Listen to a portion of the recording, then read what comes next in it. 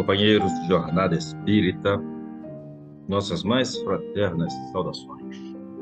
Que o Cristo acolha os nossos corações em comunhão com o Evangelho, possamos nos instruirmos como espíritas e nos amarmos como irmãos.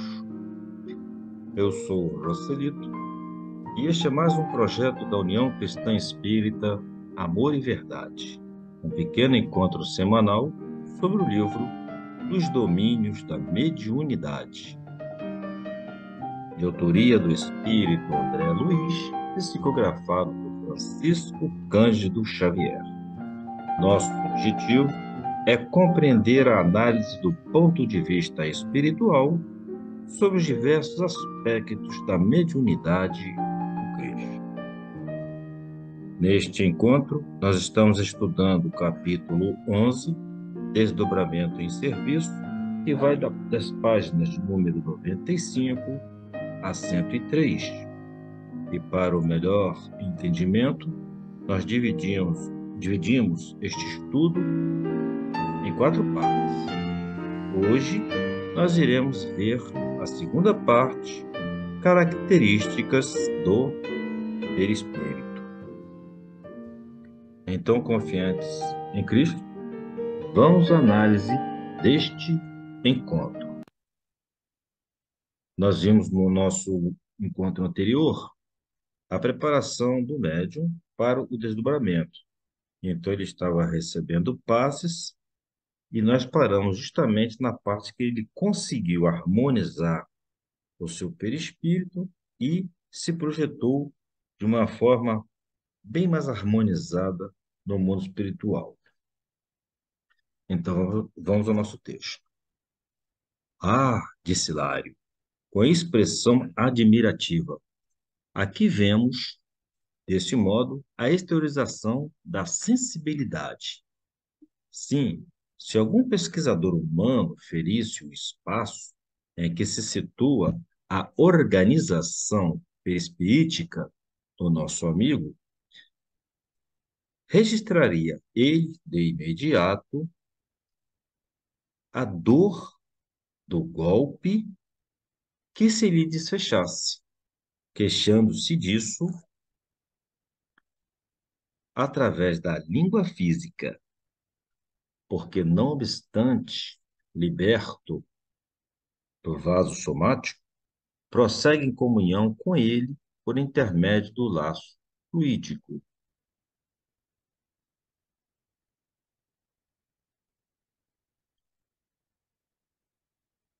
De ligação. O que a gente verifica aqui, que a gente imagina aqui, é o seguinte, é que o irmão, estando desdobrado, ele não perde a ligação com o seu corpo. Então, enquanto ele está desdobrado no espiritual, qualquer pessoa que chegar e tocar nele, ele imediatamente vai perceber lá no mundo espiritual e vai manifestar pela boca, né? Aquela, aquele toque, aquela sensação. É como se ele fosse golpeado. Então ele vai se queixar disso imediatamente, proferindo alguma coisa. Observei atentamente o médium projetado ao nosso círculo de trabalho. Não envergava o costume azul e cinza de que se vestia no recinto, mas sim um roupão esbranquiçado e inteiriço, que descia dos ombros até o solo, ocultando-lhe os pés, e dentro do qual se movia deslizante. Então a gente observa aqui que, embora ele estivesse projetado no mundo espiritual, ele não estava exatamente igual ao que ele se apresentava materialmente. Na reunião ele estava com a roupa, estava com o terno, mas no mundo espiritual ele estava com uma outra roupa, com uma bata. Até porque a preocupação dele no momento do desdobramento não era com a sua aparência, mas sim se entregar ao trabalho. Então a roupa era o de menos, ele ficou com a roupa o mais leve possível. Daí a importância da nossa concentração no que estamos fazendo, no momento do desdobramento. Aulus registrou as anotações íntimas e esclareceu. Nosso irmão, com a ajuda de Clementino, está usando as forças ectoplásmicas que lhe são próprias, acrescidas com os recursos de cooperação do ambiente em que nos achamos. Semelhantes energias transudam de nossa alma, conforme a densidade específica de nossa própria organização, variando desde a sublime fluidez da irradiação luminescente até a substância pastosa com que se operam nas crisálidas os variados fenômenos da metamorfose.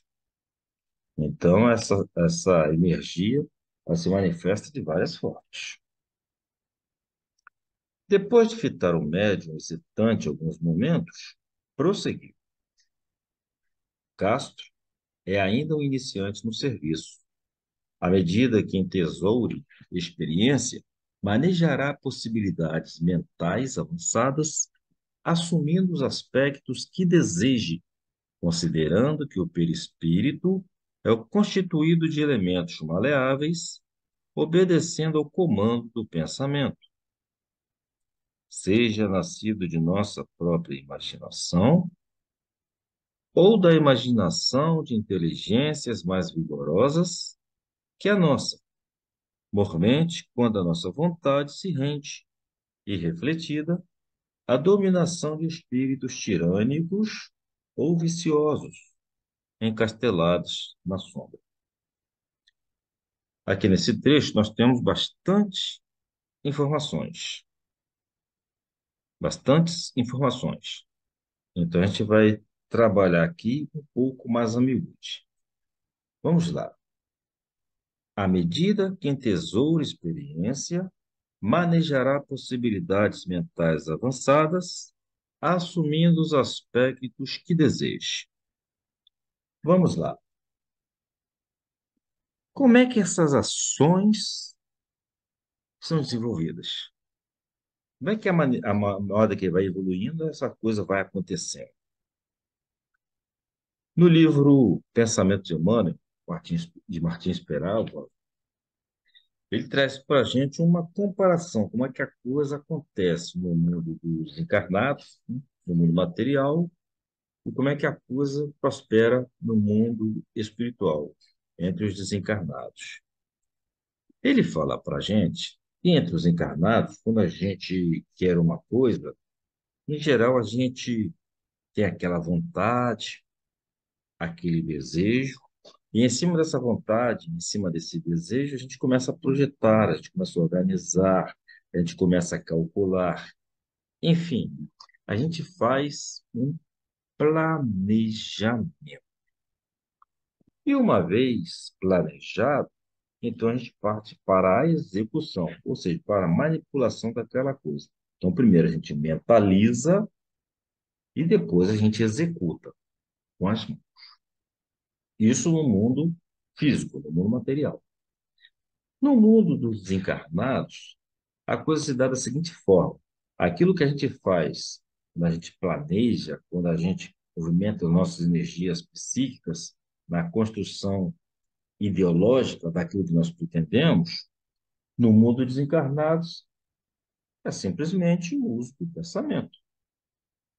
Faz tudo, anotação, pesquisa, tudo isso com o pensamento. E aquilo que os encarnados fazem com as mãos, construindo, os desencarnados fazem com a vontade, superando os obstáculos. Pensou, teve vontade, a coisa simplesmente acontece. Mostrando de outra forma isso aí. Ou seja, aquilo que para os encarnados é um planejamento, um desejo, uma vontade, para o desencarnado é apenas o pensamento. Pensou, pronto.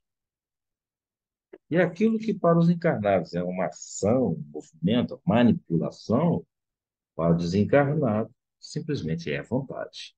Então as coisas se processam para os desencarnados através do pensamento e da vontade. Pensou, projetou, organizou, teve vontade, a coisa acontece. Já que o espírito não teria assim aquela mão, aquela coisa de manipular, né? É pensamento e vontade. Bem mais simples do que no mundo material.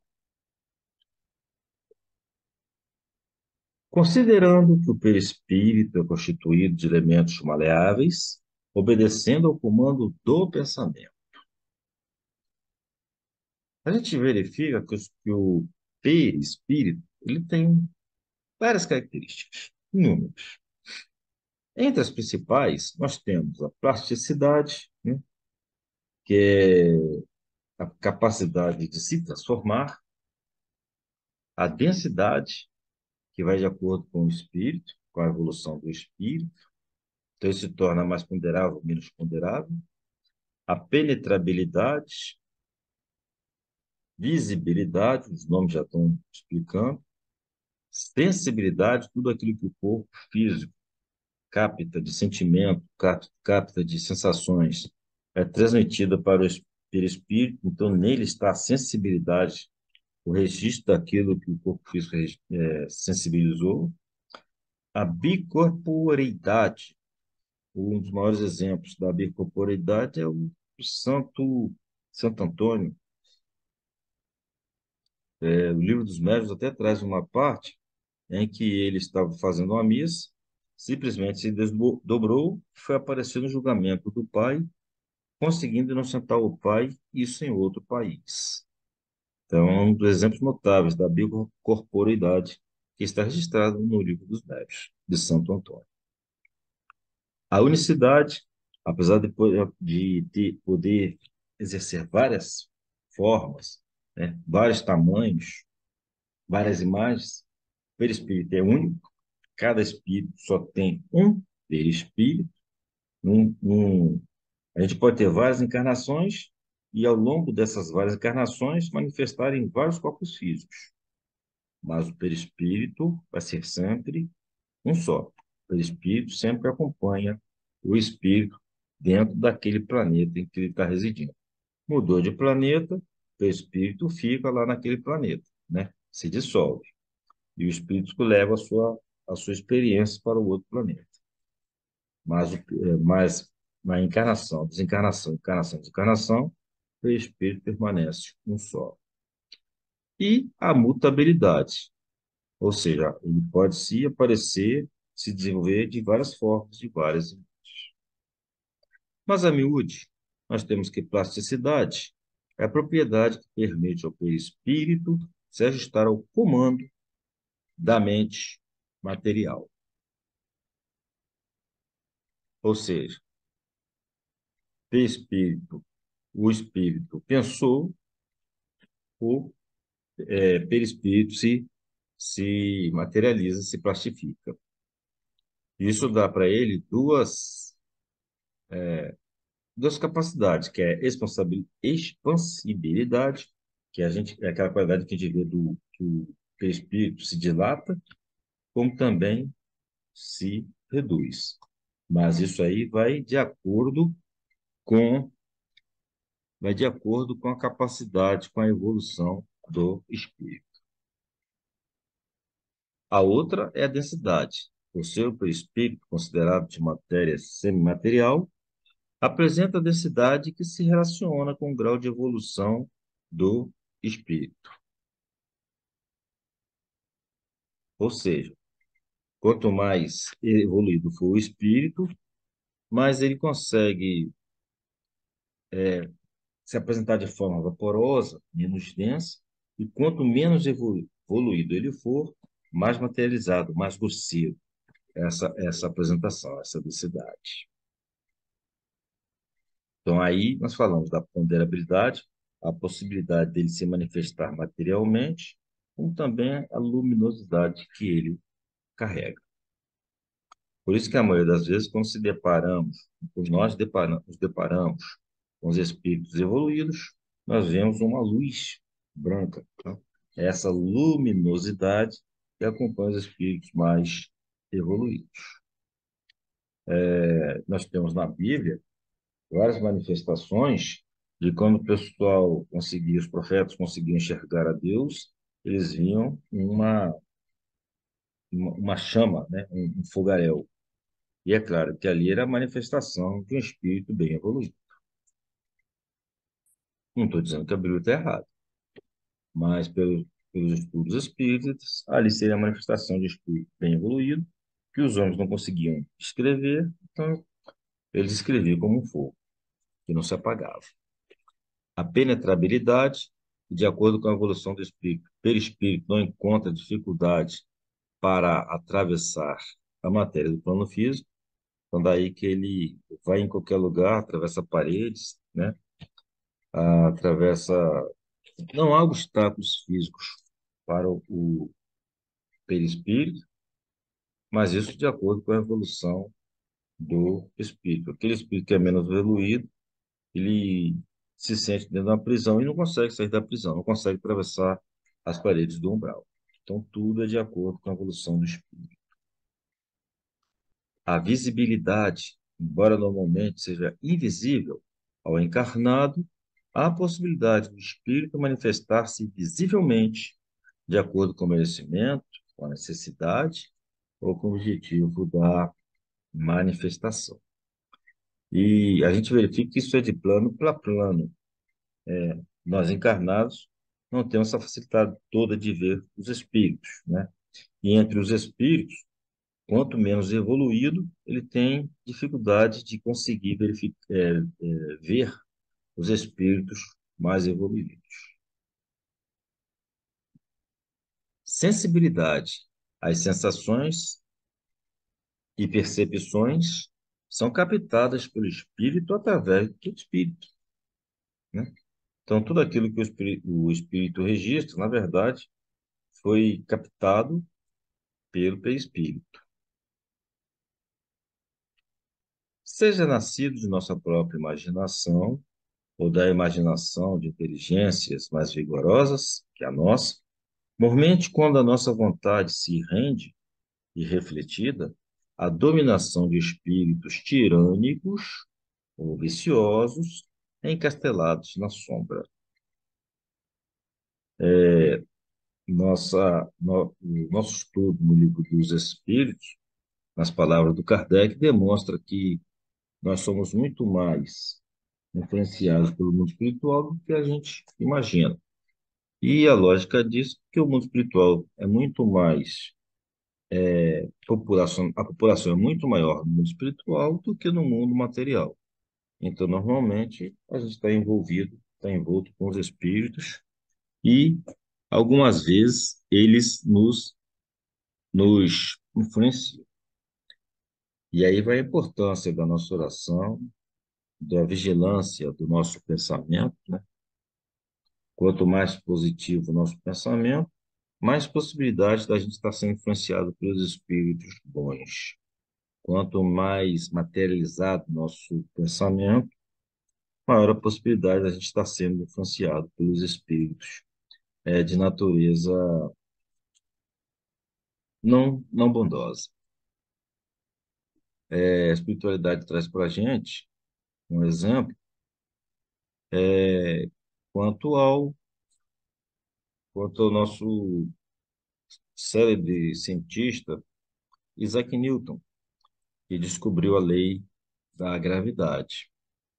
Ele já era um espírito preparado para o estudo, já era um espírito bastante inteligente, tinha uma capacidade de observação enorme, conseguia observar as coisas com facilidade, e consta que um dia ele, deitado, tirando a soneca debaixo de uma macieira, a maçã lhe cai sobre a cabeça e ele, então, a partir que a maçã caiu-lhe na cabeça, ele desenvolve e descobre a lei da gravidade. Só que maçã cai toda hora no mundo inteiro, as coisas caem, sempre caíram. E a espiritualidade conta que foram os espíritos superiores ali presentes que deram aquela faísca na mente do Isaac Newton, né? E surgiu aquela indagação.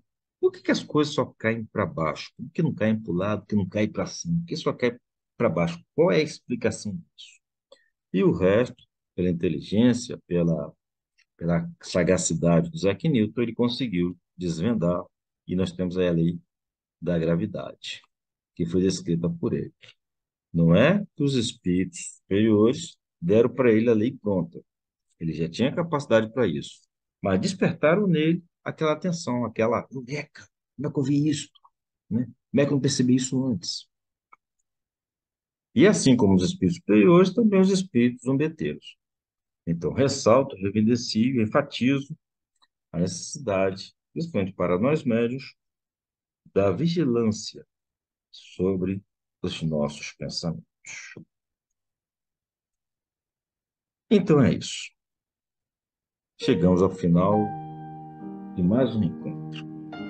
Agora é com vocês. Se gostaram, compartilhem, divulguem, enviem sugestões, enviem críticas, enfim, nos ajudem a aprimorar o nosso estudo. Fiquem todos com Deus. Até o próximo encontro. Mas não se esqueçam, o evantório imaterial do espírito assume formas determinadas, podendo ser perceptível.